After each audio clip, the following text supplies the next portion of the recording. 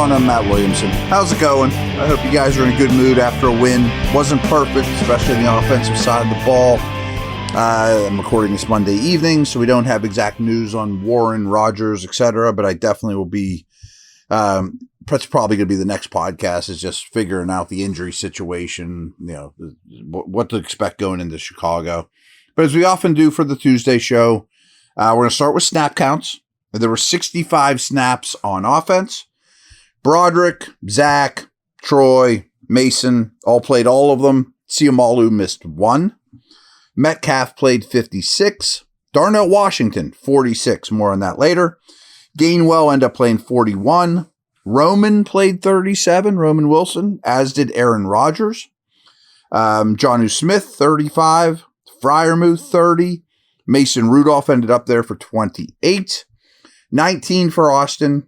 18 for Warren before he was injured. I thought he was awesome in this game, by the way. Skoranek for 15. 14 for Spencer Anderson, all pretty much as the extra offensive lineman. Caleb Johnson out there for 8, gradually getting a little more, but a lot of that had to do with Warren's injury, of course. 5 for Connor Hayward, and just 2 for Scotty Miller as he returned from his finger injury. On the defensive side of the ball, they were out there for one more snap than the offense, 66, six. Porter never missed a snap. Neither did Duggar, Queen. Pierre only missed 1. Think about that. Pierre played the entire game and well. Herbig, 62. Big number for him. Obviously, that has something to do with a lot with Highsmith being out. But he outsnapped Watt, who only played 56. Peyton Wilson, 50. Eccles, 49. Ramsey, 49 before he was ejected. 42 for Cam. 39 for Benton. 27 for Harmon, 22 for Harrison. We saw a fair amount of that 3 linebacker package. Sawyer, 19 as the true number 3 edge guy. Chuck Clark was the direct fill-in for Ramsey. So he played 19 snaps, pretty much never left the field as soon as Ramsey was ejected. Black played 14, as did Odoemo. So nothing overly shocking there. I like the distribution of labor. Can't really have a lot to complain about on that front. And boy, the defense played really well. Didn't allow a touchdown to a really good offense, especially a really good passing offense.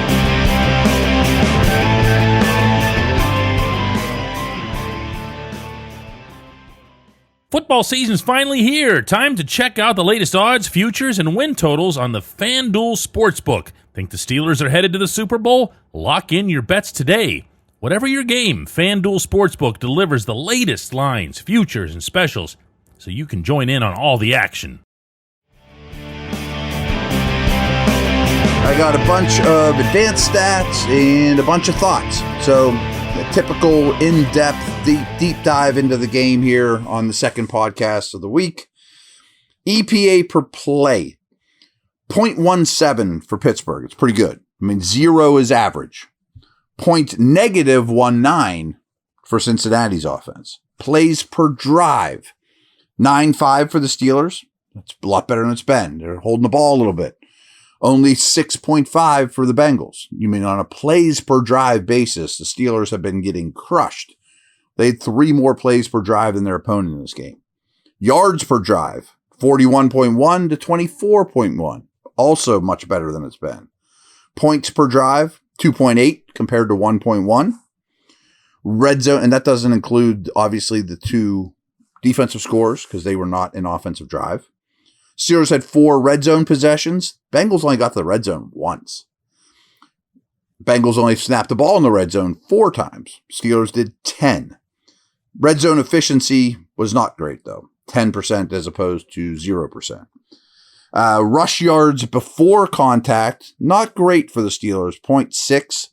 Bengals had a lot more holes to run through, and Chase Brown played well, 1.8 for them compared to 0.6. Rush yards after contact were pretty similar. 3.3 for the Steelers, 3.0 for the Bengals. Each team had 2 explosive runs, so at least the Steelers did not lose that battle. Tackles for loss on run plays. The Steelers defense didn't have any. Cincy only had 1.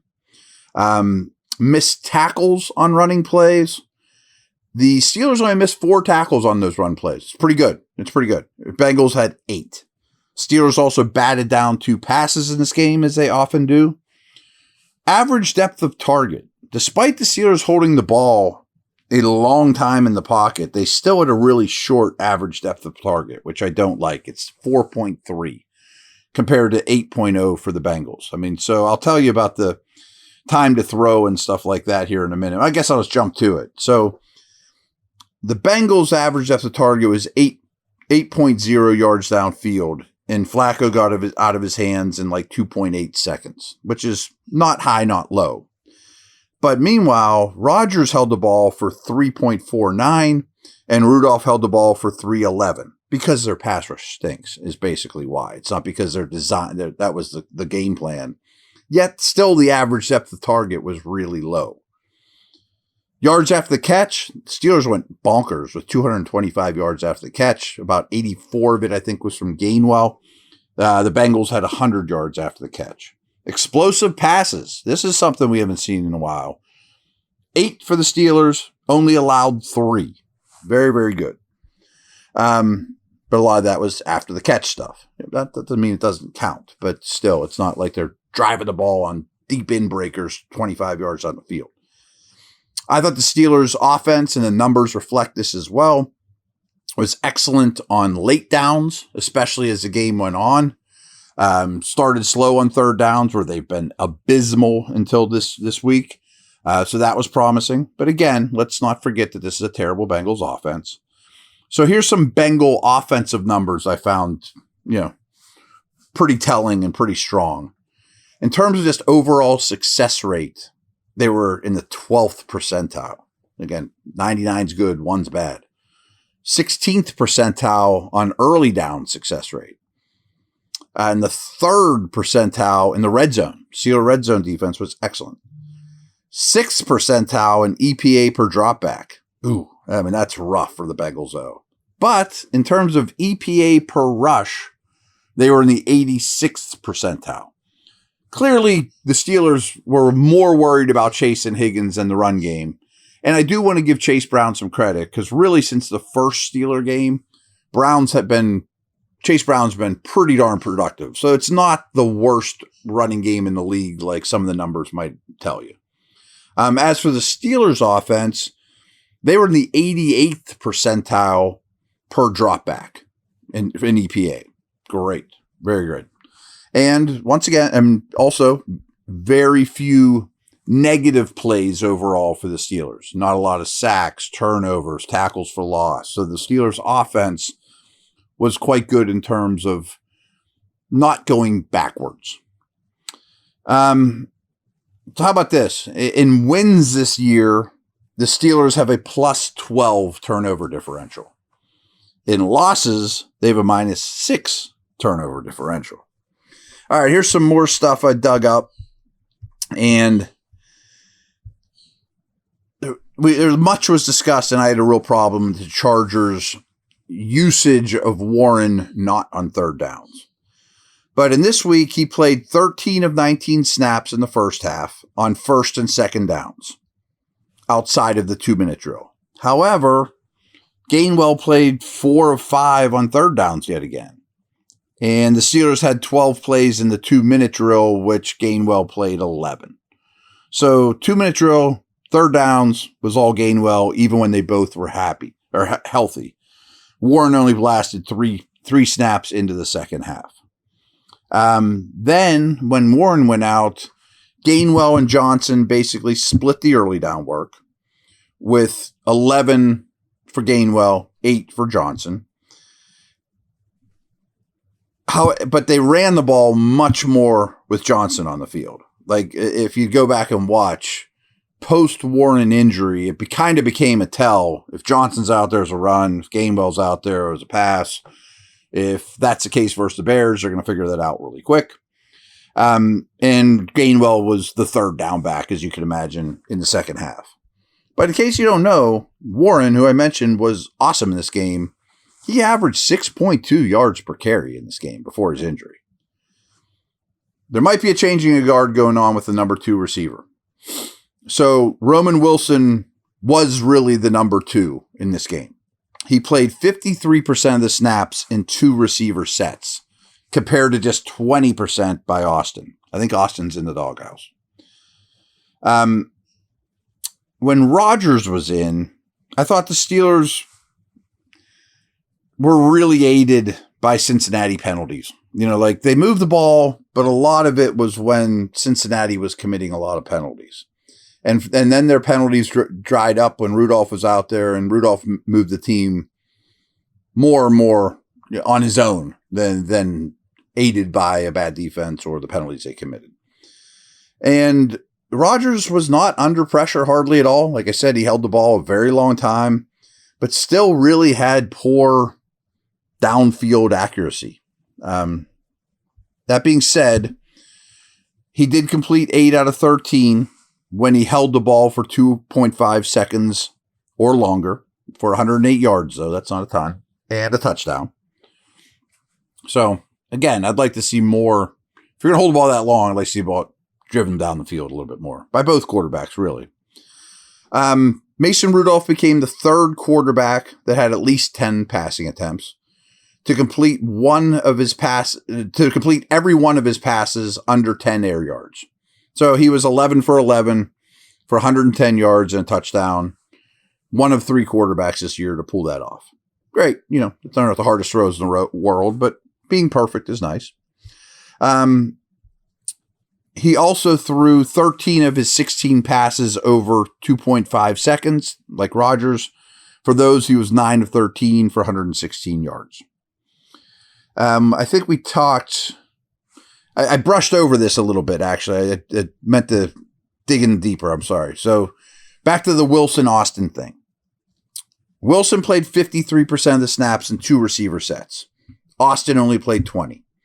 When they were in 3 receiver sets, Wilson was out there for every snap, and Austin only played 76%. It's a pretty big difference. Scotty Miller only played 2 offensive snaps, so it was not him cutting into it. It was mostly Skoranek. I don't know what to do with Jonnu Smith. He didn't have a catch. He had a face mask penalty. If you break it down like on a per route basis, he's been one of the least productive tight ends in the entire league. Are they not giving him enough chance? Is he just a failed experiment and not a good enough player? Are they not using him correctly? Is he just buried on the depth chart? I don't know what to do with Jonnu right now. I think I mentioned this when we were doing the snap counts. They did have 13 snaps with a 6th offensive lineman, Anderson, on the field. Good stuff. And this is pretty obvious, but Chase and Higgins combined for only 93 yards, despite being targeted 17 times. 17 targets with 2 of them to result in 93 yards. And the touchdown, as you remember, is when they caught Jack Sawyer on Higgins, which is a mismatch to say the least. So, yards per route run, Higgins was at 1.4, which is below average, but is okay. Chase was half of that, 0.73 yards per route run. Just great work by Pierre, Eccles, Porter, etc. Eccles only allowed 9 yards, 2 catches, 4 targets. And he also forced a fumble that Pierre returned for a touchdown. That's phenomenal, especially against these guys. I really think you have to look at the cornerback situation as Eccles is a slot, Porter's the 1, Pierre's the 2, ease Samuel in whenever that time comes, and Slay's basically my last option. That's how I would handle the cornerback situation.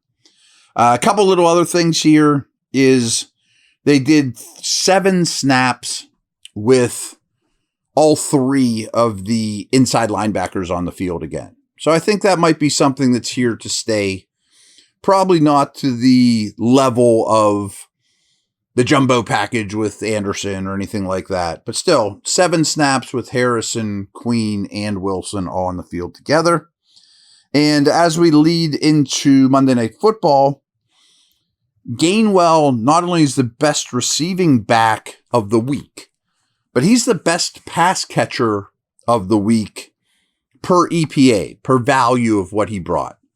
And Eccles was the best defensive player in terms of EPA in week 11 as we head into Monday Night Football. So, a lot of good stuff there. Give me some feedback. As usual, that was a pretty in-depth, geeky way of looking at the game. But Steelers are in pretty good shape. The Bears will be a test, of course. They are the 2 first-place teams. They've won, 6 out of their last 7? Or maybe 7 out of the last 8. But we'll get into the Bears later in the week.